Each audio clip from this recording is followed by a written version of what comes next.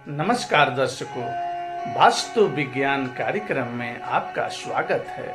मैं वास्तु शास्त्री स्वामी विमलेश रांची झारखंड से आज भी आपसे वास्तु शास्त्र पर ही चर्चा करेंगे।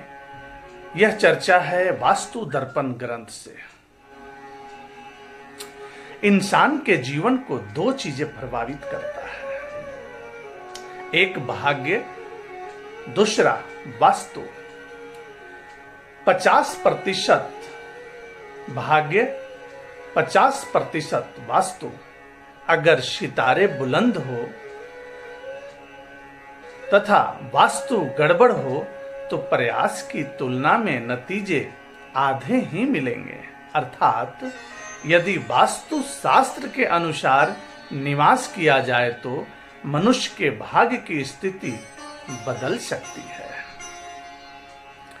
वास्तु का सीधा अर्थ होता है एक ऐसा घर या मकान या महल जो इसमें रहने वाले को सुख, आराम व सुरक्षा दे।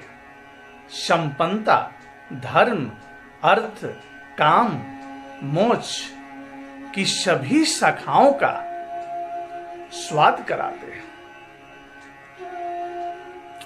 भवन निर्माण जहां एक कला है, वहीं आध्यात्मिक रहस्यों को अपने गर्भ में छिपाए हुए परम विज्ञान भी यही कारण है कि वह भवन जिसमें आप रहते हैं या फिर जहां से आपका कारोबार चलता है, आपके लिए सौभाग्यशाली भी हो सकता है और दुर्भाग्यदाता भी हो सकता है। ऐसा सभी के जीवन में प्रैक्टिकल देखने में आता है। पूरे जीवन की कमाई लगाकर, कठिन परिश्रम की मेहनत के पैसा लगाकर भवन बनाएं, भवन निर्माण कराएं, अथवा कठिन परिश्रम के बाद अच्छे अपना ऑफिस तैयार किए, छोटा सा बिजनेस कष्ट में ही सहकर बहुत अच्छा बिजनेस में आपने बड़ा बिजनेस में इन्वेस्ट किया, अथवा घर में नया नवनिर्मित घर बनाकर शिफ्ट हुए। कितने लोगों के वही भवन, वही व्यापार सौभाग्यशाली सिद्ध होता है। कितने लोगों के जीवन में वही व्यापार, वही बिजनेस जब शिफ्ट होते हैं तो दुर्भाग्यशाली सिद्ध होने लगता है। क्यों? इसका मुख्य कारण है वास्तु शास्त्र। उसमें उत्पन्न हुए वास्तु दोषों का मुख्य कारण है।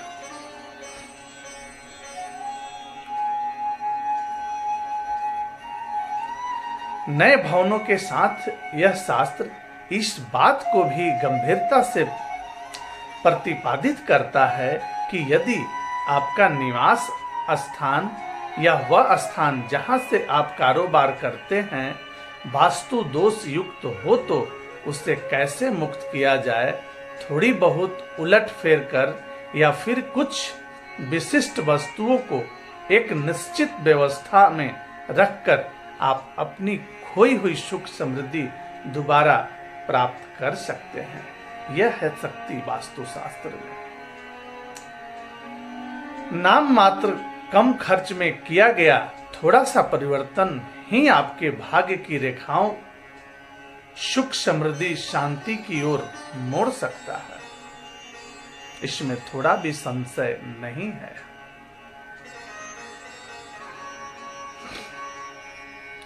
कर्मों को मूल तत्व यूं अनुकूल वातावरण की सहायता की आवश्यकता होती है। अपने मकान में वास्तु के अनुसार परिवर्तन कराना भी कर्म का ही एक हिस्सा है। वास्तु शास्त्री चिंताओं का मूल कारण शीघ्र ही ज्ञात कर लेते हैं एवं उसे दूर करने का उपाय बताकर समस्या सुलझाते हैं। अगर कोई भी कुशल वास्तु शास्त्री को आप अपना निजी प्लॉट, घर अथवा उद्योग अथवा व्यवसाय दिखाकर अपने समस्या का अगर आप व्याख्यान उनके पास करते हैं, अगर कुशल वास्तु शास्त्री हो तो कहां से मूल परेशानी आपकी उत्पन्न हो रही है, आपके वाक्य से ही वो पकड़ लेते हैं। अब आइए दर्शकों, मनुष्य के जीवन में न करने जैसी शारीरिक क्रियाएं के बारे में थोड़ा सा आपको आज ध्यान डाल दूं। पूर्व या उत्तर की ओर मुंह करके हजामत बनानी चाहिए। पूर्व अथवा उत्तर के दिशा में ही मुख करके अपना शेविंग अथवा हेयर कटिंग कटाना वास्तु शास्त्र के हिसाब से उचित माना गया है। इससे आयु की वृद्धि होती है। हजामत बनाकर बिना नहाए रहना आयु की हानि कराने वाला होता है। यह महाभारत अनुसंधान पर्व से लिया गया है। कभी भी बाल कटवाकर स्नान अवश्य ही कर लेना चाहिए। बिना स्नान के आप शेविंग बाल कटवाकर अगर रखते हैं तो उससे आयु हानि होती है।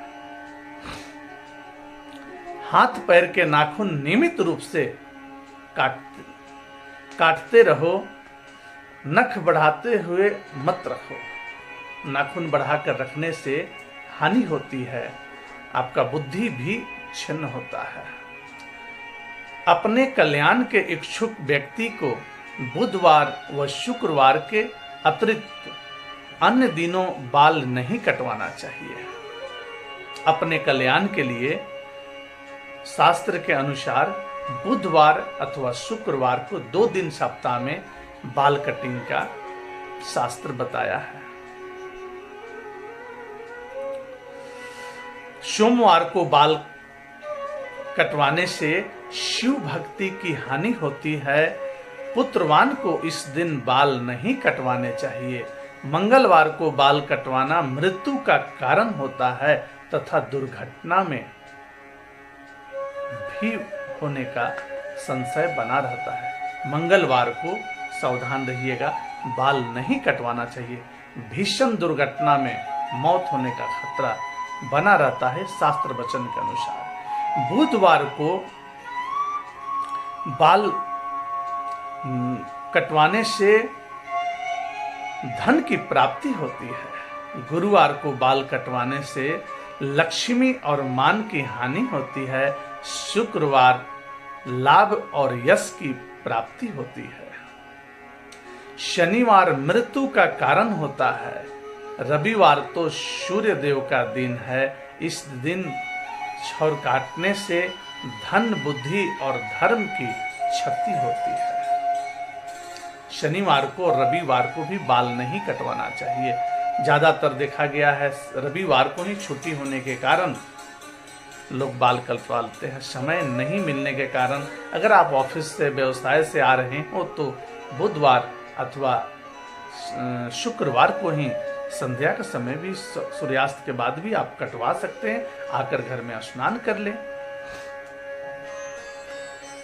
मलिन दर्पण में मुख नहीं देखना चाहिए। ये महाभारत अनुसंधान पर्व से लिखा गया है।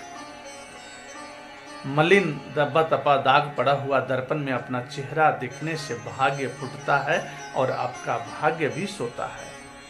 सिर पर तेल लगाने के बाद उसी हाथ से दूसरे अंगों का स्पर्श नहीं करना चाहिए। कितना हमारे शास्त्र में सिखाया है। कई बार देखा जाता है सर में तेल लगाकर उसी तेल से अपने चेहरे पर और शरीर पर लगाते हैं। यह शास्त्र बिल्कुल मना करता है। इससे स्किन का प्रॉब्लम और स्वास्थ्य हानि होता है। ऐसा नहीं करना चाहिए।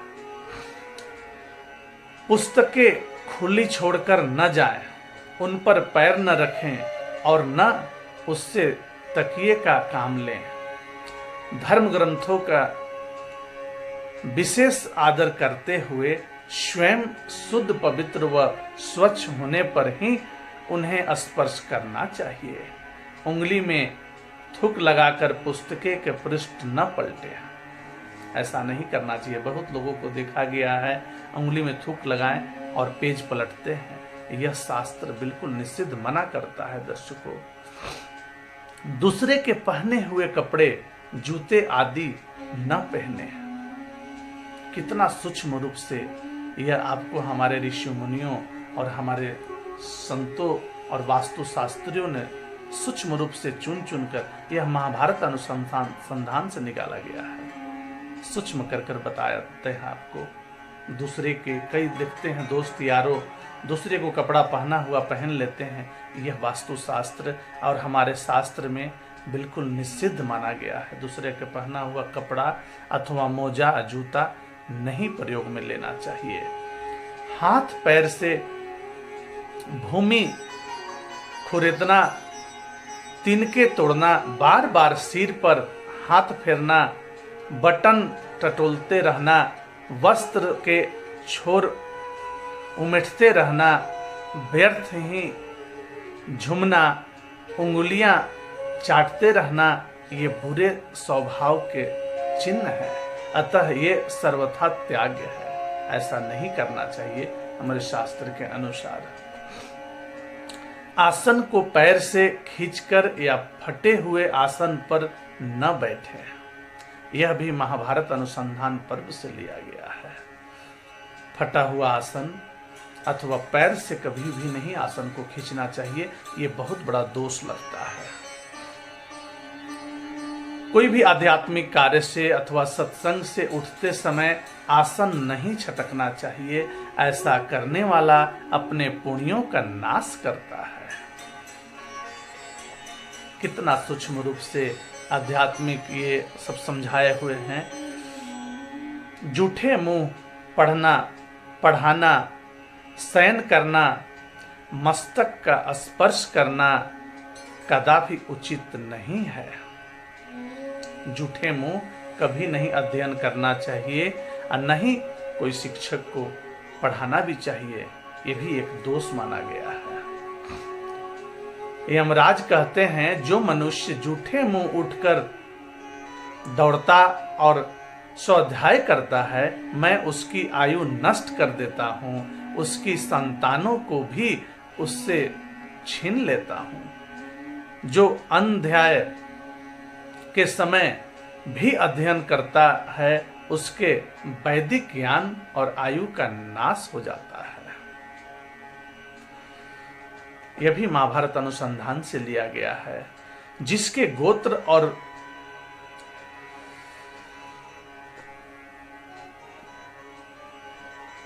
अब आइए वास्तुशास्त्र के हिसाब से शयन के बारे में बता रहे हैं दर्शकों। पूर्व अथवा दक्षिण दिशा की ही सिर करके सोना चाहिए। इससे जीवन शक्ति का विकास होता है तथा दीर्घायु की प्राप्ति होती है। जबकि उत्तर व पश्चिम दिशा की ओर सिर करके सोने से जीवन शक्ति का ह्रास होता है और रोग उत्पन्न होते हैं। दक्षिण की तरफ सर करके सोने से शरीर स्वस्थ रहता है। ऐसे भी शास्त्र में बताया गया है। 60 साल से ऊपर वृद्धों को साउथ की तरफ सर करके सोएं, अथवा जिनका स्वास्थ्य ज्यादा गड़बड़ रहता हो वह भी दक्षिण की तरफ सर करके सोएं, उत्तर की तरफ पैर करें, इससे स्वास्थ्य लाभ होता है। राजनीतिक में है जिनको प्रसिद्धि का माना है, अथवा विद्यार्थी को पूर्व की तरफ सर करके सोना चाहिए। अगर आपके कमरा में जैसा व्यवस्था बनता है, दक्षिण अथवा पूर्व की तरफ हेड करके सो सकते हैं। सर के पीछे ठोस दीवार होना चाहिए, दरवाजे अथवा खुला नहीं रहना चाहिए। ऐसे अनिद्रा प्रॉब्लम होता है और व्यक्ति भयभीत होता है। उत्तर की तरफ अगर सर करके आप सोते हैं तो मुर्दा को पाला जाता है। हाथ पैरों की सिकुड़कर पैरों के पंजों की एंटी क्रॉस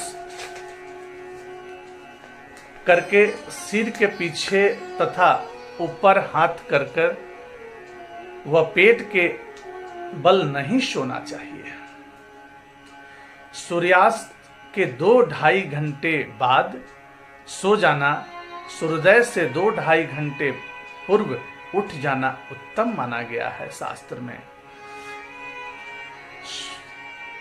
शास्त्र अध्ययन करके प्राणायाम ओम का दीर्घ उच्चारण करते हुए अथवा श्वासोश्वास में मनभावन मंत्र वगैरह जप करते हुए नींद उपासना हो जाती है। इससे आप सोते समय मानसिक रूप से बैठकर 5 बार गायत्री मंत्र का जाप और 1 बार महामृत्युंजय मंत्र का जाप और उस प्रभु में लीन होकर आप सोएं। श्वासों श्वास आप मंत्र का जप करते हुए सोएं तो 5 घंटा 7 घंटा जो नींद होता है वह जप में ही काउंटिंग होता है, ये शास्त्र के अनुसार। स्वस्थ रहने के लिए कम से कम 6 घंटे और अधिक से अधिक 7.5 घंटे नींद करनी चाहिए, इससे कम या ज्यादा नहीं।